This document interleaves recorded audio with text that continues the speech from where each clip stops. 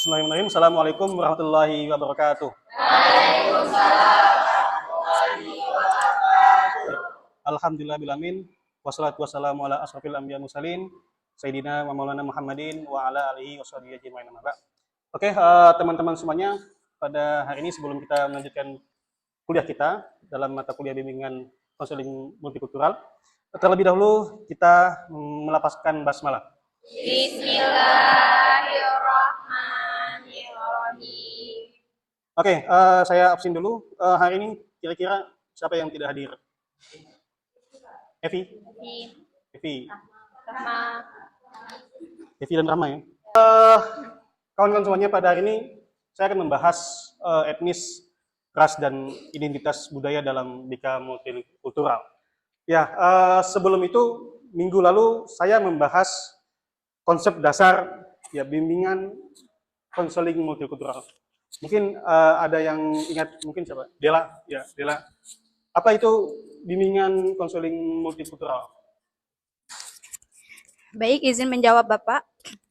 BK Multikultural ini adalah di mana pemahaman mengenai berbagai perbedaan, baik itu etnis, ras, identitas budaya yang sangat penting dalam BK Multikultural karena membantu konselor memahami masing-masing dari latar belakang konseling yang berbeda-beda dari nilai, keyakinan, dan pengalaman hidup konseling. Nah, dengan memahami berbagai perbedaan ini, konselor dapat memberikan layanan yang lebih adil, sensitif, dan sesuai dengan kebutuhan konseling itu sendiri.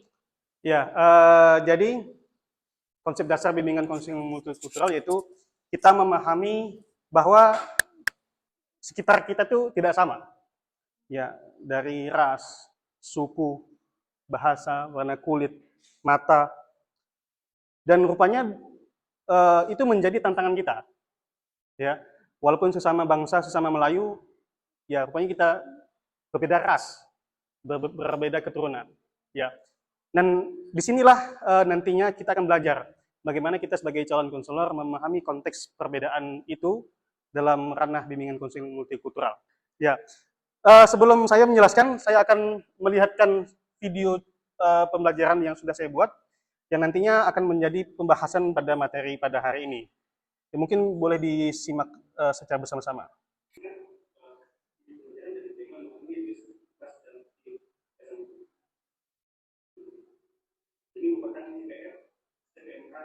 Jadi dengan materi pada hari ini, CPL-nya adalah sekalian memiliki kemampuan untuk merancang program layanan.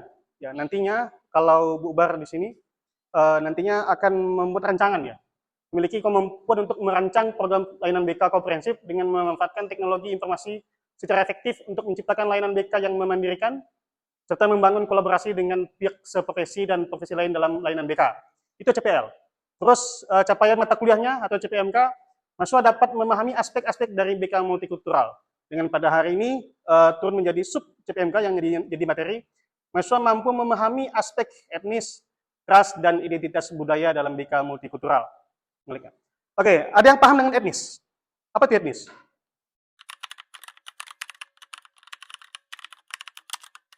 Etnis adalah samaan asal-usul. Ya. Terus bahasa, ya, terus tradisi, nilai, dan sejarah budaya. Ya, kita memahami bahwa kita tidak bisa memaksakan perbedaan itu. Ya. Misalkan walaupun kalian satu kelas, ya, kalian tidak sama secara latar belakang etnis. Ya.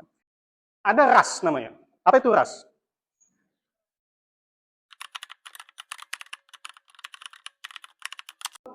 Kalau di sini, ras mengacu pada kategori sosial yang sering dikaitkan dengan karakter, fisik seperti warna kulit, rambut, dan ciri biologis lainnya. Jadi, misalkan ras Timur, ras Sumatera, ras Kalimantan, ras Dayak, atau ras Melayu, atau ras Madura, yang mengidentikan fisik dan biologis.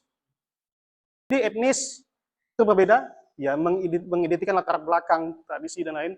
Ras, kalau ras kategori sosial yang sering dikaitkan dengan karakteristik fisik seperti warna kulit, ya warna kulit, ras Melayu, ras Hulu biasanya itu. Kemudian ada namanya identitas budaya.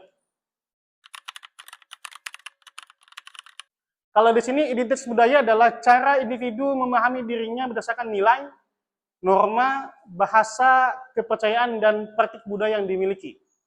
Jadi kita di sini ya berangkat dari identitas budaya yang berbeda-beda, ya, dengan nilai, maksudnya kebiasaan.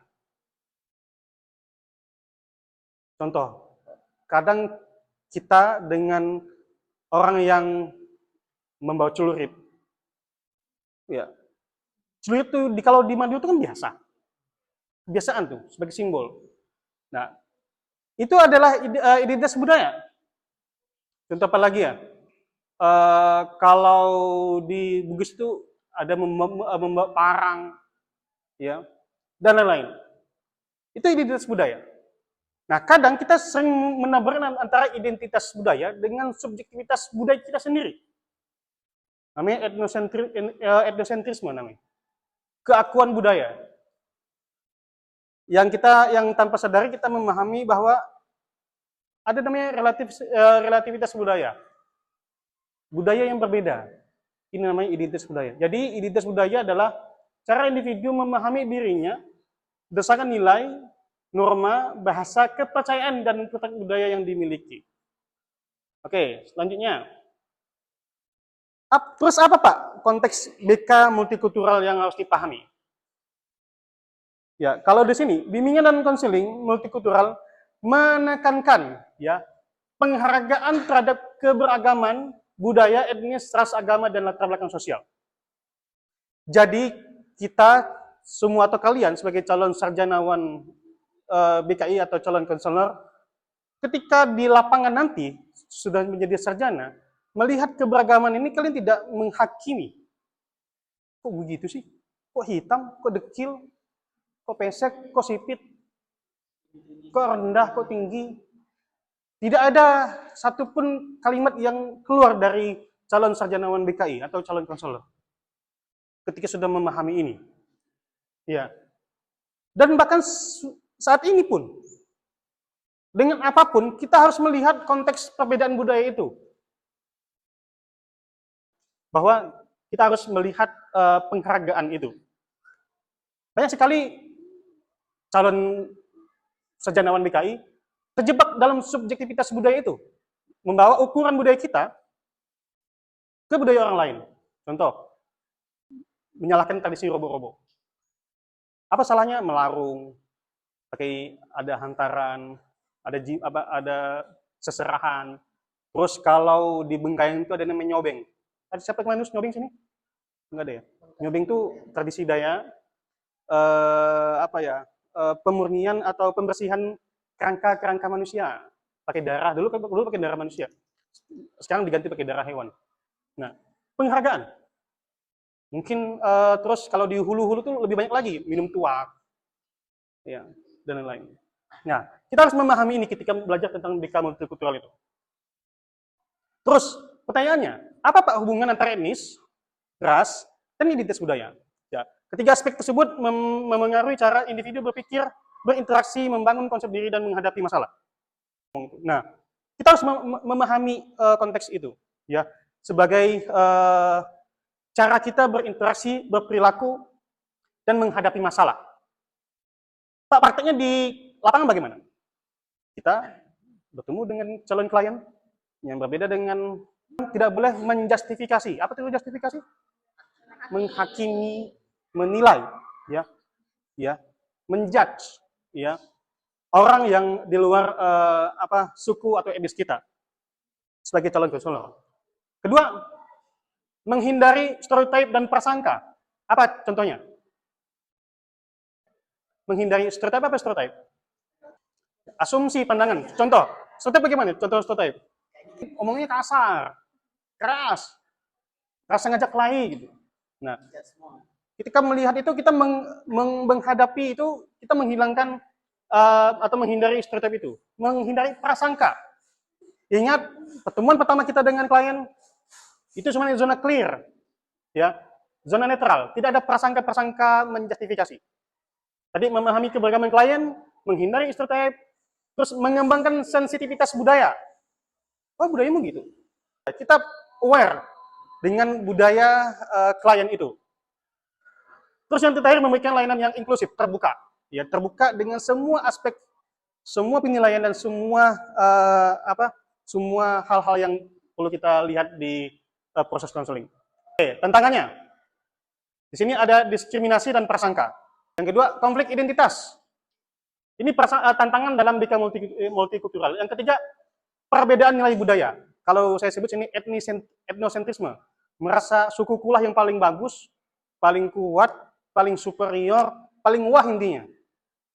Yang keempat, hambatan komunikasi lintas budaya. Kita tidak paham cara berkomunikasi dengan orang di luar circle komunitas budaya kita.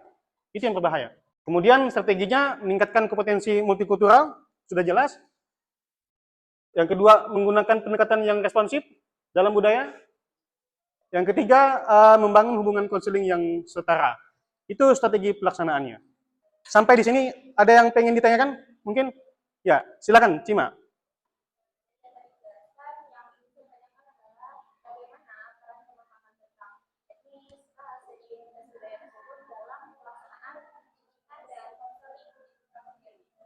Oke, ada yang pengen menjawab kira-kira? Tadi pertanyaan Cima tadi diulangi Cima? Oke, Cima tadi nanya bagaimana ya kita memahami keberagaman etnis ras itu sebagai calon konselor. Tiga, mengembangkan sensitivitas budaya, dan yang keempat, memberikan layanan yang inklusif. Ini cara kita memahami perbedaan dan keberagaman itu. Misal kalian ke Singkawang, melihat Cap Gome, Imlek ada tatung tang. Tiba-tiba kalian dengan membawa etnis atau agama kalian, oh ini salah, oh ini kenapa, ya kalian tidak menjalankan peran konselor itu. Oke ya? Oke, sebelum itu, kesimpulan pada hari ini, pemahaman tentang etnis dan ras dan identitas sangat penting agar layanan BK mampu menghargai keberagaman dan memenuhi kebutuhan semua individu. Sebelum saya tutup, ada tugas yang perlu kalian kerjakan. Dari sini, menurut kalian, mengapa konselor perlu memiliki kompetensi multikultural dalam memberikan layanan kepada konseli yang berasal dari latar belakang budaya dan yang beragam? Ini dikumpulkan pakai e-learning, ya, ditulis secara komprehensif dengan teori dan pendekatan yang pernah kita pelajari. Sekali lagi, ada yang mau ditanyakan? Nggak ada? Kalau nggak ada, mari kita tutup perkuliahan ini dengan mengucapkan hamdalah. Assalamualaikum warahmatullahi wabarakatuh.